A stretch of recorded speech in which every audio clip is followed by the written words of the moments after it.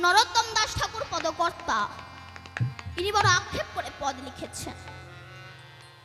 ইনি খেতুরিতে বাংলাদেশ রাজশাহী ডিস্ট্রিক্টে না জন্ম।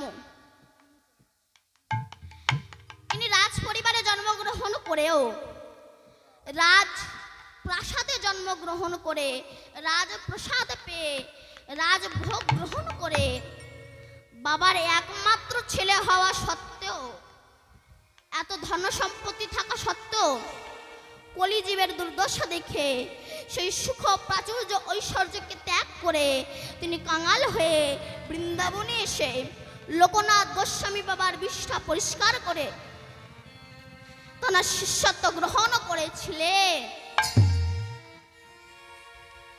এই নরোত্তম দাস ঠাকুর পদকর্তা ইনি বড় আক্ষেপ করে পদ লিখেছেন।